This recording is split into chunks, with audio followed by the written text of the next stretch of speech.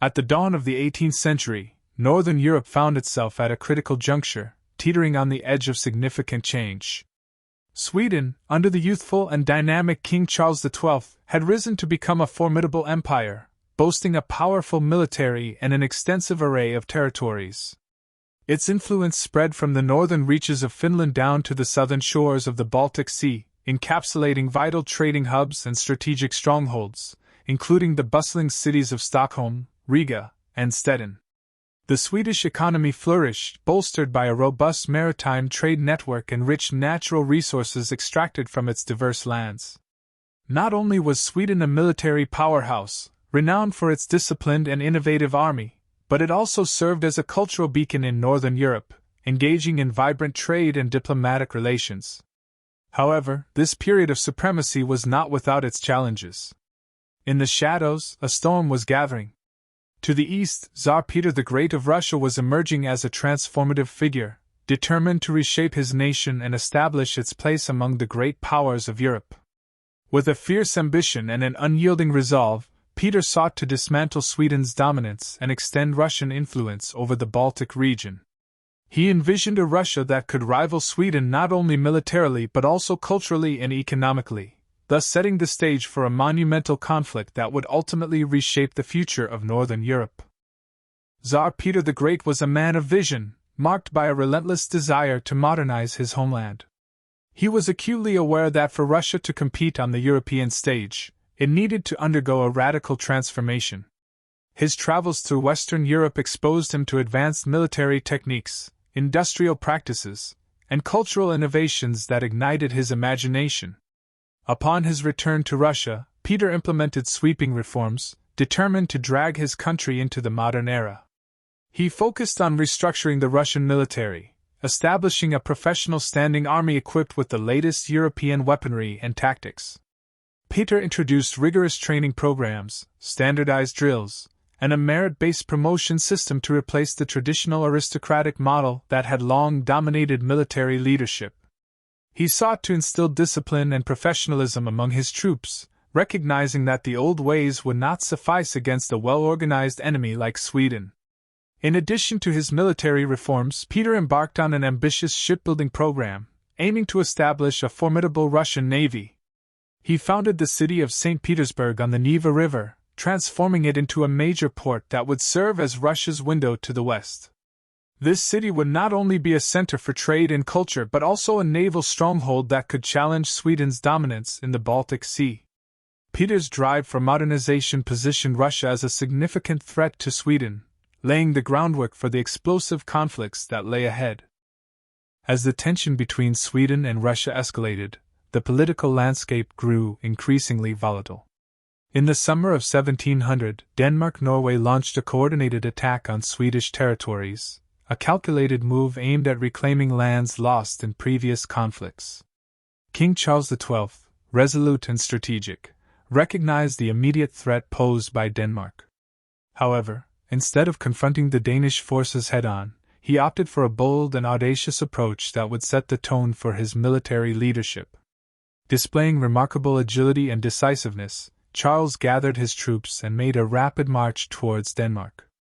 In a stunning maneuver, he led his army across the frozen waters of the Baltic Sea during the harsh winter, an act of both audacity and desperation. With a mix of speed and surprise, he caught the Danish forces off guard, decisively defeating them at the Battle of Poltava in 1702. This initial victory not only secured Sweden's southern flank but also showcased Charles XI's tactical brilliance, earning him a reputation as one of the most formidable military leaders of his time. However, the victory over Denmark was just the beginning. With Denmark temporarily subdued, Charles turned his attention eastward, setting his sights on Russia and the growing power of Peter the Great. The stage was being set for a titanic clash between two nations, each eager to assert its dominance in the volatile Baltic region. In late 1700, the scene shifted dramatically as Peter the Great prepared to engage the Swedish forces in what would become one of the war's pivotal moments. The city of Narva, located in modern-day Estonia, was the site of a critical confrontation. The Russian army, numbering around 35,000 troops, was bolstered by sheer numbers and ambition. However, they lacked the experience and training that characterized the Swedish forces, who had already made their mark on the battlefield. On November 30, 1700, the two armies clashed in what would be the Battle of Narva. The Russian forces, confident in their numerical superiority, were unprepared for the disciplined and tactical brilliance of the Swedish troops. Charles, leading a much smaller army of about 10,000 men, displayed extraordinary tactical ingenuity. As the battle commenced, the Swedish forces utilized their knowledge of the terrain and their superior training to outmaneuver the Russians. Amidst fierce fighting and chaos, Charles led a daring counterattack that shattered the Russian lines. The discipline and resolve of the Swedish soldiers proved decisive as they inflicted heavy casualties on the unprepared Russian forces, resulting in a staggering defeat for Peter the Great. The Battle of Narva would go down in history as a testament to Swedish military prowess, showcasing the effectiveness of their tactics and leadership, while simultaneously setting back Russia's ambitions and delaying Peter's plans for expansion. In the aftermath of the Battle of Narva, Peter the Great faced a significant crisis. His forces, bruised and demoralized from the defeat, retreated to regroup and reevaluate their strategies. Yet, rather than succumb to despair, Peter used this setback as an opportunity for profound reflection and strategic reform. He recognized that in order to achieve his vision of a modern Russia, he needed to adapt and evolve. Determined to learn from the failures at Narva, Peter focused on strengthening the military infrastructure. He began instituting rigorous training programs, drawing on European military standards and enlisting foreign experts to assist in transforming the Russian army. Peter expanded the size of his forces and improved the quality of their training, emphasizing discipline, organization, and tactical flexibility. Moreover, he intensified his efforts in shipbuilding, creating a navy that would enable Russia to challenge Sweden on the seas. By the time the war resumed, Peter had transformed his military into a formidable fighting force. This resilience and commitment to reform marked a turning point not only for Russia but also for the unfolding conflict, setting the stage for future confrontations between the two empires. As the war progressed, the dynamics began to shift once again. The year was now 1708, and both Sweden and Russia were preparing for decisive confrontations that would determine the fate of the Baltic. The Battle of Poltava emerged as a critical clash in this ongoing struggle. After years of intense skirmishes and strategic maneuvering, both sides were aware that the stakes had never been higher. Peter the Great, having learned from his earlier defeats, meticulously planned his approach to the battle. He concentrated his forces and reinforced them with the experienced troops he had trained over the past few years. With improved morale and tactics, the Russian army was ready to face the Swedish forces under Charles XI's command. The battle itself was marked by brutal combat, with both sides fighting fiercely for control of the region. However, this time, Peter's forces exhibited the benefits of their training and organization. Utilizing clever tactics, such as flanking maneuvers and coordinated attacks, the Russians managed to hold their ground against the well-trained Swedish troops. The result was a hard-fought, albeit costly, engagement for both armies, demonstrating that the war was evolving and that Sweden's previously unchallenged dominance was being increasingly contested. Following the stalemate at Poltava, Peter the Great set his sights on capturing the strategically vital city of Pskov. The siege of Pskov in 1709 became a critical test of endurance for both the Russian army and the Swedish defenders.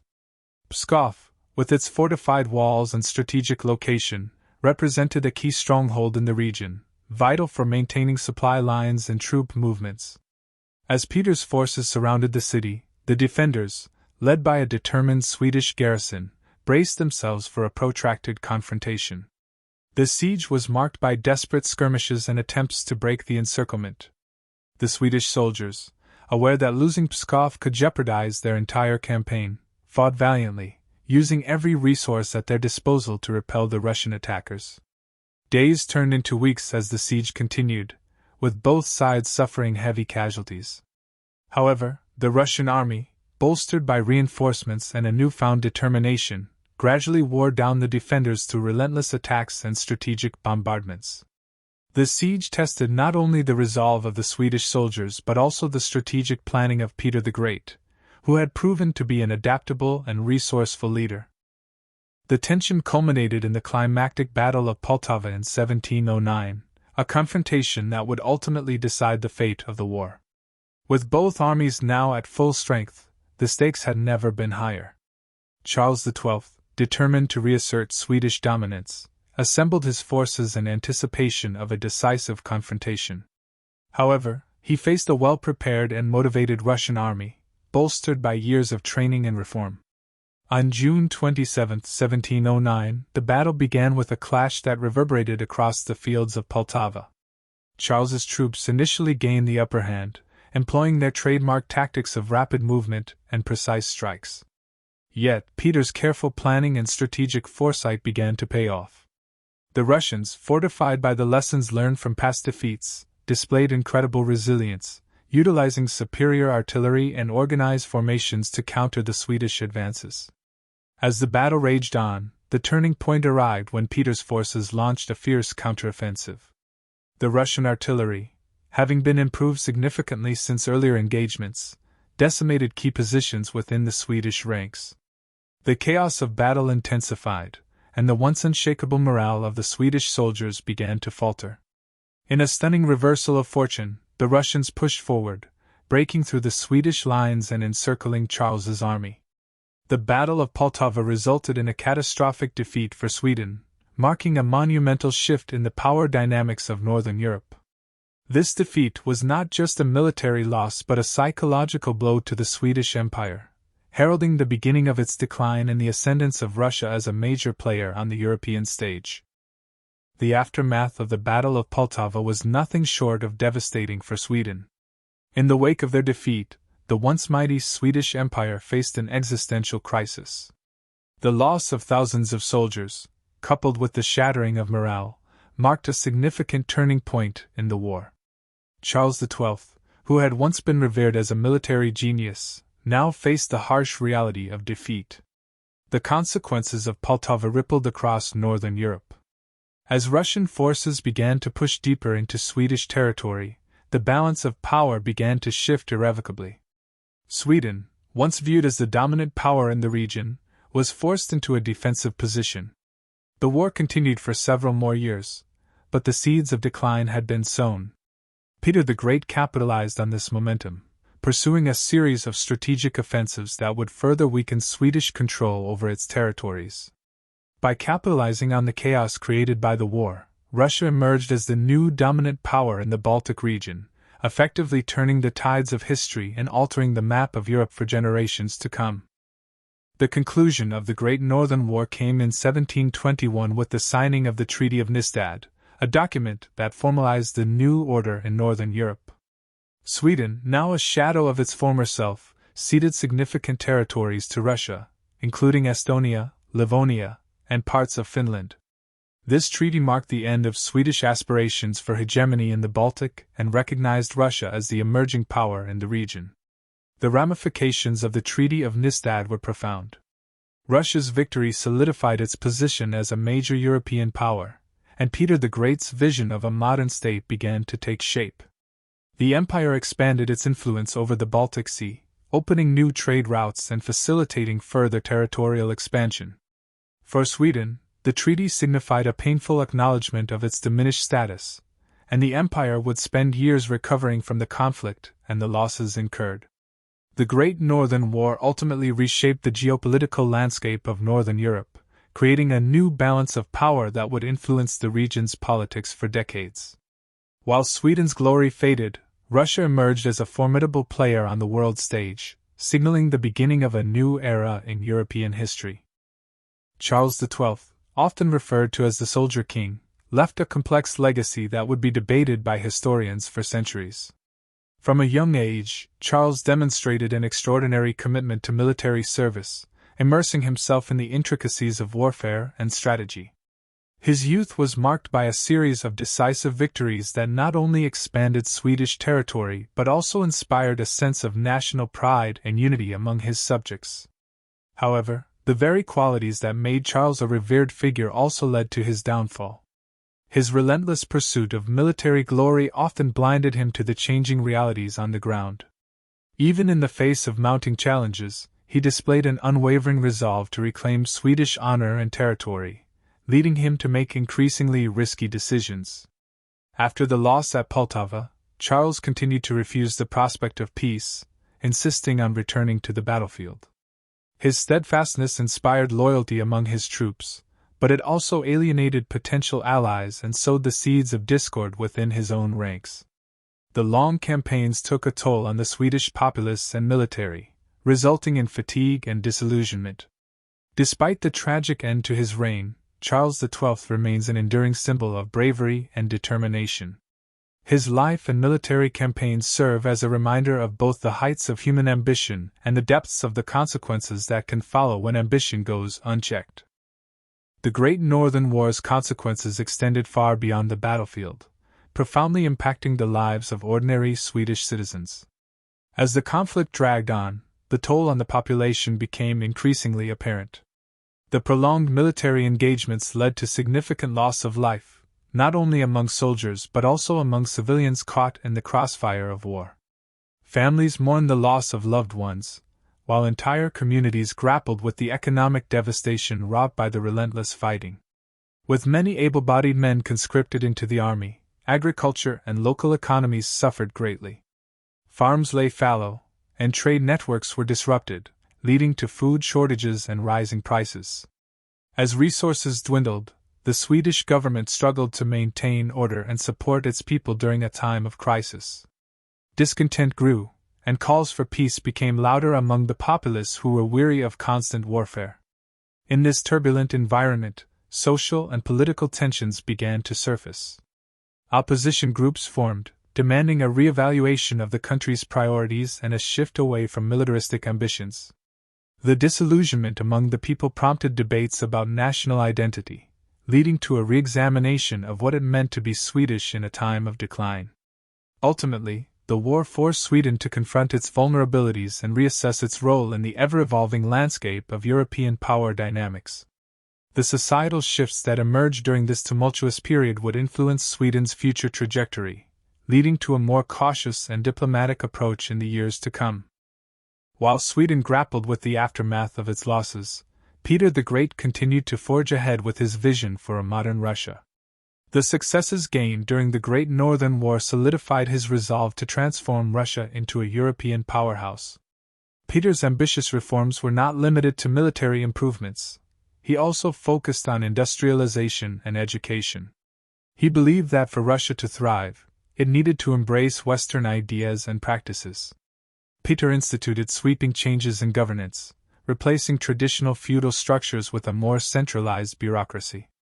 His efforts to modernize the economy included promoting industries such as textiles, metallurgy, and shipbuilding. Under his direction, the construction of a modern navy progressed rapidly, allowing Russia to secure its interests in the Baltic Sea. Moreover, Peter recognized the importance of education in creating an informed and capable citizenry.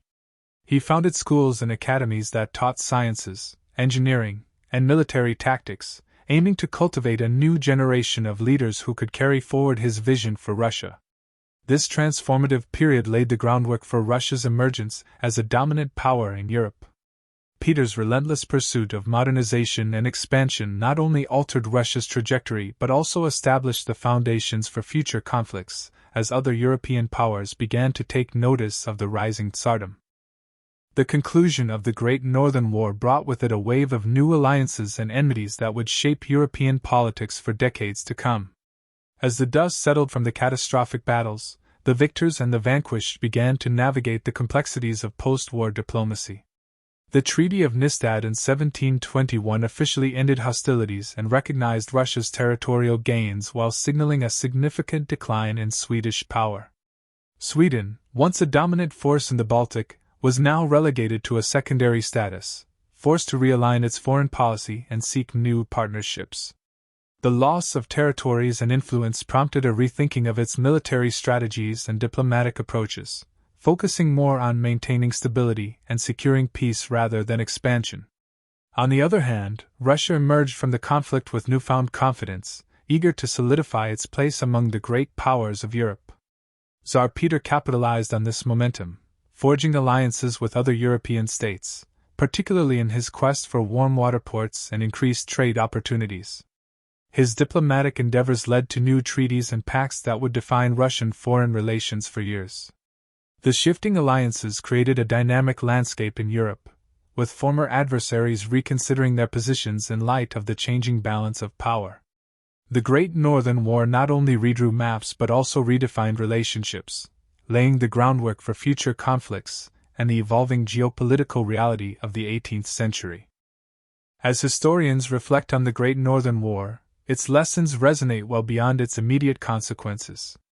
This conflict serves as a poignant reminder of the intricacies of power dynamics, the volatility of alliances, and the profound impact of leadership on the course of history. The war exemplifies how ambition, when unchecked, can lead to both remarkable achievements and devastating losses.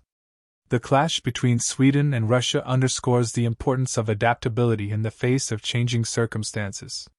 Charles XI's initial successes were overshadowed by his inability to adjust to the evolving realities of warfare and the resilience of his adversary. Conversely, Peter the Great's capacity to learn from his setbacks and implement significant reforms showcases the power of perseverance and innovation in shaping a nation's future. Moreover, the war illuminates the interplay between military might and diplomatic acumen. The shifting alliances and power dynamics that emerge from the conflict serve as a testament to the fluid nature of international relations, where former enemies can become allies and vice versa. In examining the Great Northern War, we gain insights into the enduring themes of ambition, resilience, and the complexity of statecraft. These lessons continue to echo in contemporary geopolitics, reminding us that the legacy of history shapes the decisions of nations and their leaders in the quest for power and stability.